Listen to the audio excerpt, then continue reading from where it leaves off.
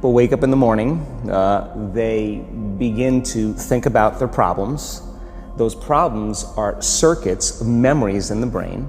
Each one of those memories are connected to people and things at certain times and places. And if the brain is a record of the past, the moment they start their day, they're already thinking in the past.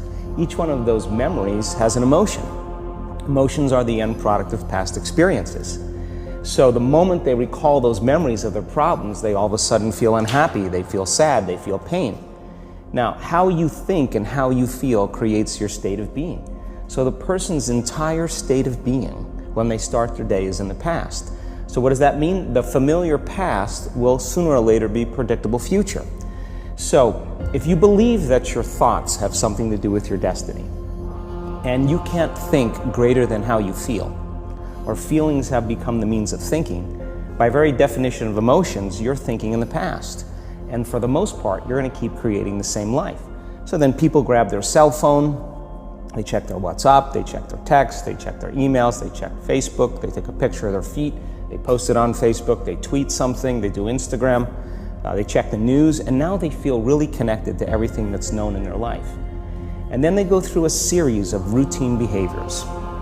They get out of bed on the same side, they go to the toilet, they get a cup of coffee, they take a shower, they get dressed, they drive to work the same way, they do the same things, they see the same people, they push the same emotional buttons, and that becomes the routine, and it becomes like a program.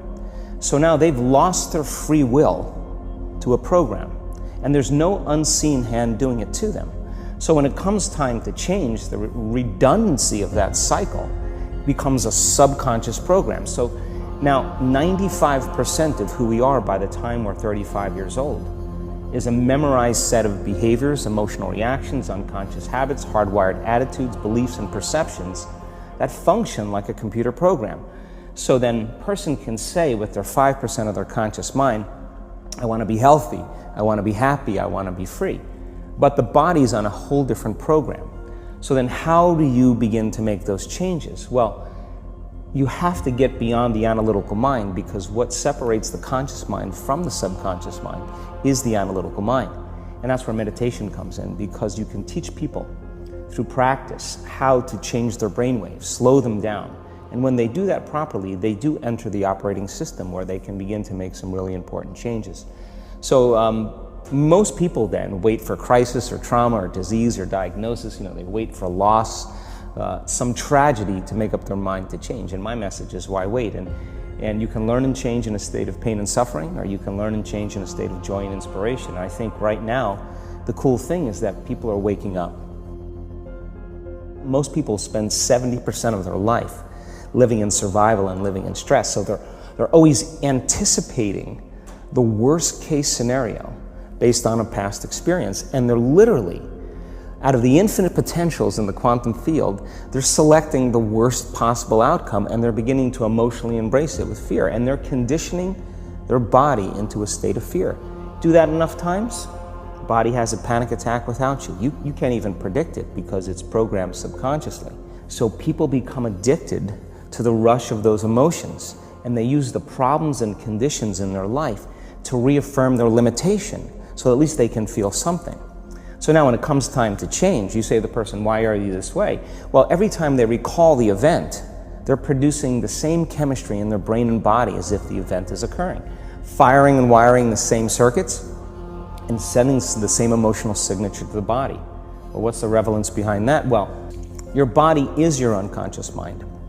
In a sense, if you're sitting down and you start thinking about some future worst case scenario that you're conjuring up in your mind, and you begin to feel the emotion of that event, your body doesn't know the difference between the event that's taking place in your world, outer world, and what you're creating by emotion or thought alone. So most people then, they're constantly reaffirming their emotional states. So when it comes time to give up that emotion, they can say, I really want to do it. But really the body is stronger than the mind because it's been conditioned that way. So the servant now has become the master. And the person all of a sudden, once they step into that unknown, they'd rather feel guilt and suffering because at least they can predict it.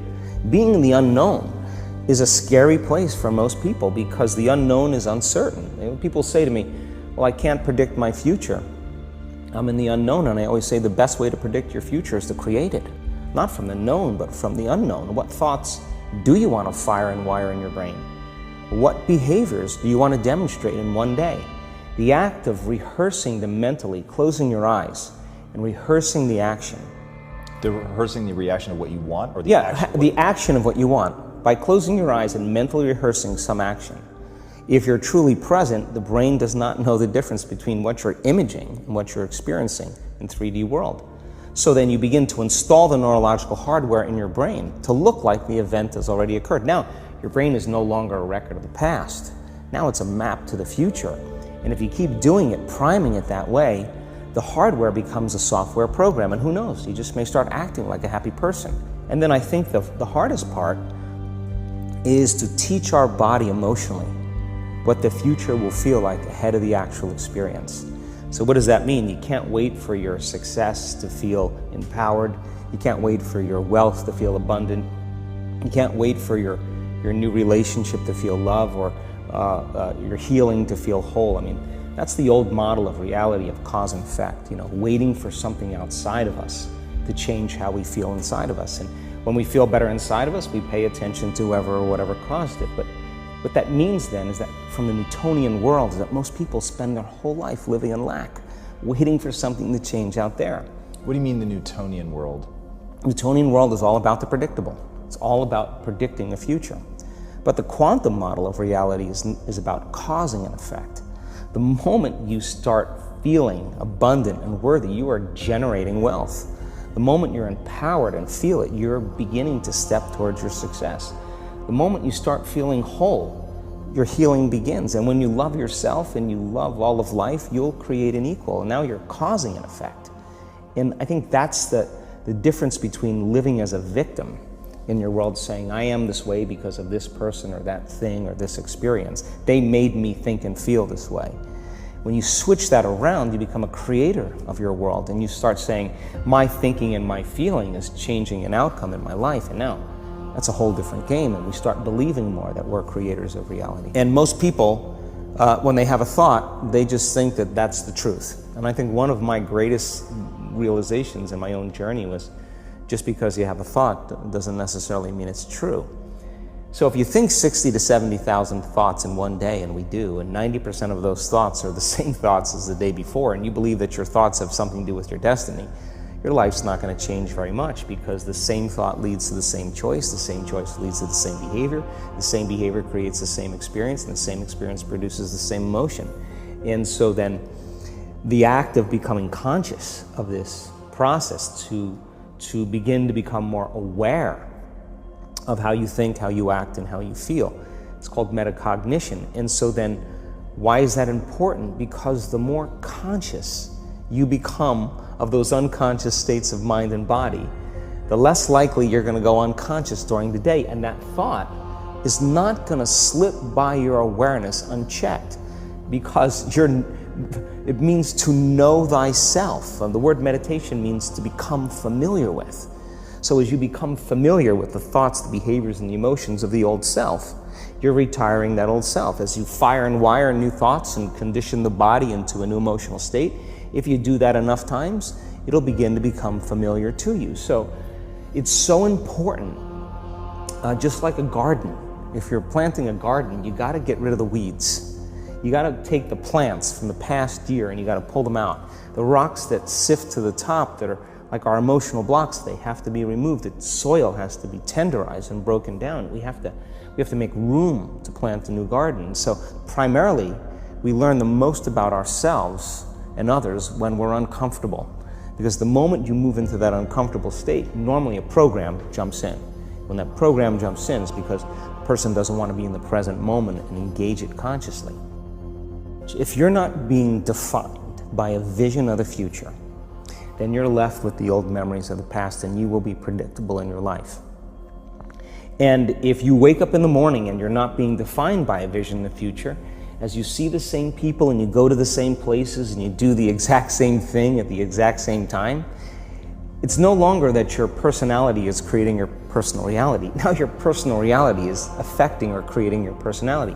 Your environment is really controlling how you think and feel unconsciously, because every person, everything, every place, every experience has a neurological network in your brain. Every experience that you have with every person produces an emotion. So some people will use their boss to reaffirm their addiction to judgment. They'll use their enemy to reaffirm their addiction to hatred. They'll use their friends to reaffirm their addiction to suffering. So now they need the outer world to feel something. So to change then is to be greater than your environment, to be greater than the conditions in your world. And the environment is that seductive. So then why is meditation the tool? Well, let's sit down, let's close our eyes. Let's disconnect from your outer environment. So if you're seeing less things, there's less stimulation going to your brain. If you're playing soft music or you have earplugs in, less sensory information coming to your brain, so you're disconnecting from your environment. If you can sit your body down and tell it to stay like an animal, stay right here. I'm going to feed you when we're done. You can get up and check your emails, you can do all your texts, but right now, you're going to sit there and obey me. So then, when you do that properly, and you're not eating anything or smelling anything or tasting anything, you're not up experiencing and feeling anything, you would have to agree with me that you're being defined by a thought, right?